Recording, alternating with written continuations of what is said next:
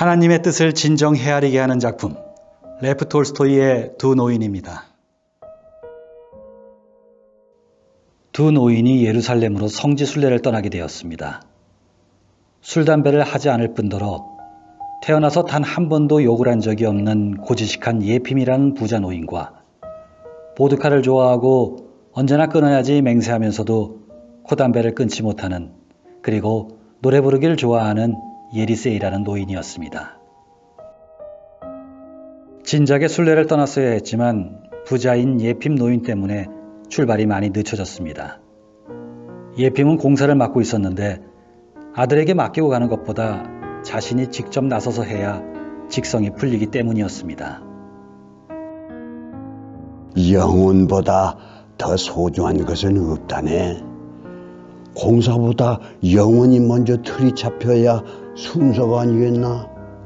하고 예리세이 노인이 설득하지 않았으면 예핌은 여전히 공사에 매달려 있었을 것입니다. 두 노인은 여행 경비로 각자 100루블씩 준비했습니다. 부자가 아닌 예리세이는 아내와 자식들의 도움으로 가까스로 돈을 마련할 수 있었습니다. 여행을 시작한 지 5주일이 지난 어느 뜨거운 낮이었습니다. 걷고 있던 예리세이가 말했습니다. 물 좀 마시고 가세. 난 괜찮으니 마시고 오게나. 그럼 저 농가에서 물 얻어 마시고 뒤따라 갈 테니까 자네는 계속 걷게. 이렇게 예리세이는 농가로 들어갔습니다. 그런데 그 농간 전염병과 굶주림 때문에 가족 모두가 죽기 일보 전까지 가 있는 상태였습니다. 남편은 비쩍 마른 채 더 이상 움직일 힘이 없었습니다. 해가 쨍쨍 내리쬐는 담장 아래 누워 있었고 아내는 페치카 옆에서 신음했으며 아이들은 빵을 달라고 맥없이 앵앵 울어댔습니다. 그나마 성한 사람은 할머니뿐이었는데 나이가 많았기 때문에 어떻게 해볼 엄두를 못 내고 있었습니다. 예리세이는 우물을 찾아 식구들에게 물을 떠다 주고 위장이 약해진 그들에게 빵을 조금씩 찢어주었습니다. 그리고 가게에서 음식을 사오고 페치카에다 불을 지폈습니다. 어서 친구 예핌을 따라가야 했지만 그는 도저히 그냥 갈 수가 없었습니다. 저녁 때는 숲을 만들어 가족들에게 먹였습니다. 그들을 보살피느라 사흘이 훌쩍 지나갔습니다. 움직일 만큼 기운을 차린 농부에게 희망 없는 그 집 형편에 대한 이야기를 듣고 예리세이는 생각에 잠겼습니다.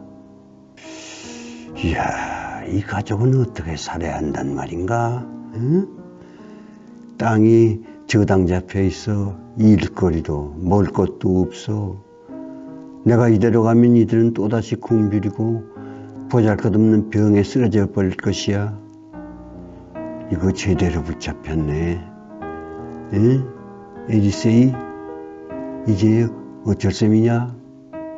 예리세이는 다음날 아침 일찍 일어나 저당 잡힌 땅을 그 가족에게 도로 찾아주고 젖소와 짐수레와 밀가루도 사주었습니다. 그리고 나니 100루블에서 17루블 20꼬베이가가 남았습니다. 도저히 예핌을 뒤따라갈 경비가 되지 않았기 때문에 그는 다시 집으로 돌아왔습니다. 그는 왜 돌아왔는지 궁금해하는 가족들에게 말했습니다.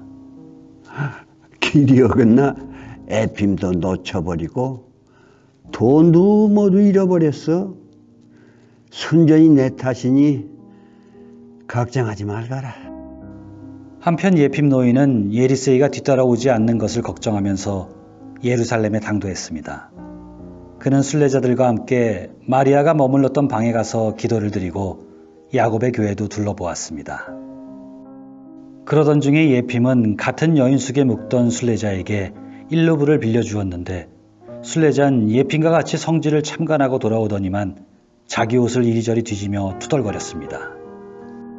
이런 소매치기를 당했네. 20분이나 없어지다니. 예핌은 그 소리를 듣고 생각했습니다. 저치는 처음부터 돈이 없었던 거야. 내가 꿔준 일루불을 갚지 않으려는 수작이 분명해. 그는 남을 의심하는 것은 죄라고 생각하면서도 다음날 순례 때에는 그에게서 멀리 떨어지려고 했습니다. 그러나 그 순례자는 예핌을 졸졸 따라다녔고 때문에 예핌은 자기 돈이 무사한지 자꾸 주머니를 만져보게 되었습니다. 그 순례자는 결국 일루불을 갚지 않은 채 사라져 버렸습니다. 그 이튿날 예핌은 순례자들에게 밀려 성당 구석에서 기도를 드리다가 문득 고개를 들어보고 깜짝 놀랐습니다.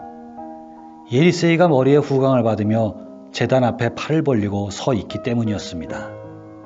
역시 예리세이가 와 있었군. 예핌은 사람들을 해치고 앞으로 달려갔습니다. 그러나 예리세이는 그새 어디론가 사라지고 없었습니다. 다음 날도 예핌 예리세이가 제단 아래에서 빛을 받으며 서 있는 것을 보았습니다. 그러나 뛰어가 보니 전날처럼 사라져버리고 없는 것이었습니다. 그는 예루살렘에서 6주 동안 머무르면서 돈을 거의 다 쓰고 집으로 향했습니다. 집으로 돌아가는 도중에 한 소녀가 그를 보고 반갑게 말했습니다. 순례자 할아버지, 우리 집에서 저녁 드시고 가세요. 주무셔도 좋아요. 예핌은 순례자를 존중하는 가족이라 생각하여 그 집으로 가서 식사를 대접받았습니다. 밝고 유쾌한 분위기가 감도는 그 집은 예리세이가 나흘 동안 머물렀던 집이었습니다. 예핌은 그 가족들에게 예리세이가 했던 일들에 관해 들었습니다. 그는 알 수 있었습니다.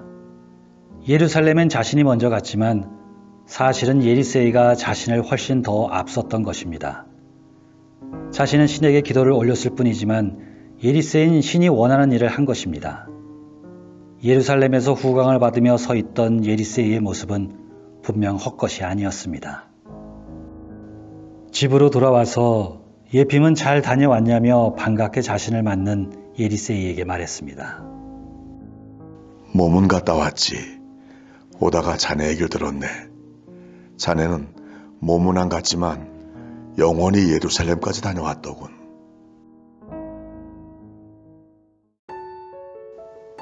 러시아의 대문호 레오 톨스토이의 단편소설 두 노인이었습니다. 신은 존재할까요? 항상 두렵습니다.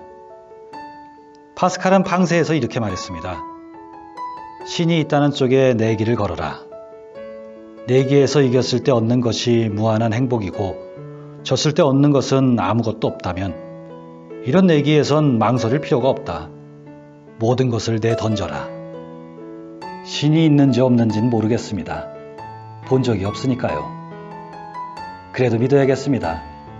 신의 말씀을 따르면 최소한 올바른 삶은 살 것이고 그 삶이 우리를 지켜줄 테니까요. 네 이웃을 사랑하라처럼 그 이웃이 또한 우리 가족이니까요. 다음 시간에 뵙겠습니다.